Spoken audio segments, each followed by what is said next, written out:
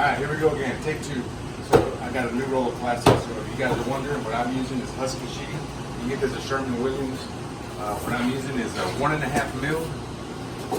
1.5 mil, and it's 2 mil of work. Anything over that's gonna be tough to work with. This is strong enough to where it's not gonna tear on you, and it does what it needs to be done for you. So this is extra plastic that we use. But I'm using 1.5 mil, 12 by 200. That's enough to do 10 to 15 jobs, $40. So it's worth it. So here's how I measure my rack. I just drop it on the floor because the full roll. I let the floor kind of do the work for me. Go. So 1, 2, 3. Once you get your 3 arm lengths, you hold that. Push this plastic all the way down to the wall. And you unroll it. You walk it down with your point. Sit there and then you drop it. That's how you know you got enough. Unroll this whole thing all the way to the wall. Boom, that's where you're going to cut it. Now the reason you measure 3 arm lengths is you go, the length of the length of one side of the hood is 1, the length of this side of the hood is going to be 1, so that's 2. And then I want to at least go 2 feet in, 2 feet in on the other side. So that's 3 arm lengths. And then you measure the length of the hood. You go 3 arm lengths and then your length of the hood, and that gives you your measurement every time. That's going to work for you every single time. You never be short. You follow that method, or cut it right here.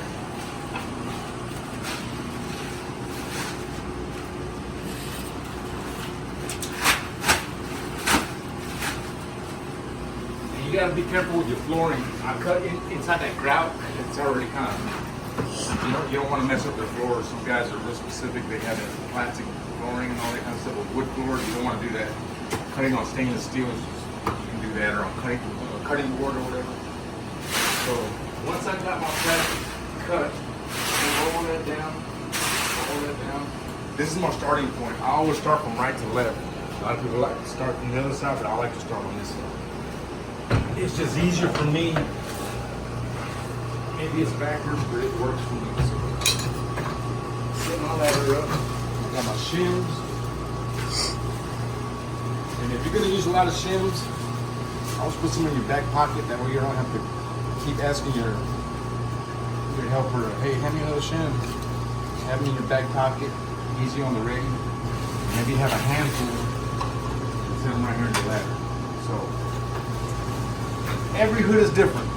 So we're always going to I always got about at least 2 or 3 clamps on the radius because you might have to clamp in certain areas. Got my clamps right there. I'm going to put 4 of them. So I know I'm going to need them. I don't know when or how. But I'm looking. The first problem I have is this hood is not all the way to the ceiling. Usually I'll shim between the ceiling and the hood. It's not attached. It's coming down on these things. So what I'm going to do, I'm going to use this little part to my advantage. I'm going to use my first clamp here. What I'm going to do is I'm going to clamp it right here. You don't want to clamp here because it's sliding on you and all that kind of thing. You want to clamp right through the brace. It's more secure for me. What I'm going to do is I want to start with the first. Always have your length hanging down, have your width hanging down. This is your width. The actual length. So your width is always going to be hanging down just like that. And you got to envision it in your head. This is going to you're making a wrap. You're getting the first thing, and I always like to double it. Strengthen that so you won't tear on it. What you're gonna do is once you double that, put it here against the brace, and clamp that bad boy right there. That ain't going nowhere. You give it a little tug to test it. There's nothing wrong with that. You always want to test your plastic because the last thing you want is when you're shooting, the stuff comes down and you secure it. That's going. Come around here. And you know you're going to need your ladder. Very important to have a ladder. You can't really do anything without a ladder.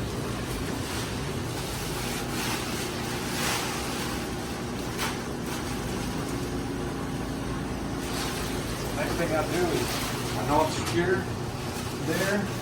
I'm gonna have to figure out what I'm gonna do here. So I'll get a shim and test this little space over here. You can't really see it, but there's perfect space right there. So you might have to contort your body sometimes and you can't see what you're doing, but you let your fingers, you let your hands feel it. And you, like right there, I can feel a gap. And I got my shim and I tested it. And it's where this back metal piece is against the wall, and that's perfect. So what you want to do is, again, fold, put it up against there, and make sure this clamp on the outside of the plastic. That way it doesn't get wet and break on you. Boom. So next thing you want to do for your plastic as you're going, you never want to go like that. Problem is, you go like that, that little sharp edge is going to tear your plastic, and before you know it, you're going to have water all over the floor because you got holes in it. What you want to do is go on the back side of this brace. You see how water is not even going to touch the plastic. So what I would do in this situation was that is I would secure my first corner, which is right in here. Right in there. A lot of this will be tight. He's gonna grab your. So this is all caulk. You can see the caulk in here. You might have to break a caulk line when you're shimming, and that's okay. There's no other way to do it. You break a caulk line and you secure it. Boom, and that's not going anywhere. I got that shoved in so far. It's not going anywhere. Now here's another situation. You got weird. There's not really a problem because water's not gonna jump over here and into here. It's not gonna do that. But the sensor was pulled out further. What you would do is you would wrap it so it would put a shim and kind of do something like that. But here I can just kind of do that number. And again, you want to do them about every 1.5 feet, maybe every 2 feet. If you're doing shims too close together, what's going to happen is this wall's going to fluctuate and you're going to be dropping shims as you go. And you don't want that. Plus, you're going to have all kinds of holes in your caulk. You want to at least have enough space. Like that right there, that's perfect. About 2 feet and 1.5 feet, something like that. Boom. You can feel that caulk break. Boom, that's secure. Now keep in mind, these are fryers. Normally I would never get on fryers, but there's situations where you have to. And you can get past the point where you can do it without it, which I won't have to get on a fryer on this job. It's just dangerous to do that. That oil is so hot. You don't want 30-degree burns. So I'm gonna position my leg on this, reach over, and put it through the shim right where this bracket begins. And as I'm going, I'm spreading out my plastic. That shim's already in place. I threw it right here. I know where my footing is. It's right here. Got my shims going over there. Get my plastic. Get my footing. And here's where I hit my knees to get myself comfortable. I gotta have leverage. You gotta look for a point to where you want to put your shim. You don't necessarily have to go in here. There's already a hole there. This has got gappage. So now it opens up. So here's one or two things going to happen. I'm going to have to use 3 or 4 shims to fill this gap. Like that. But if I want to do that, here's what I'll do. I'll show you what I'm going to do.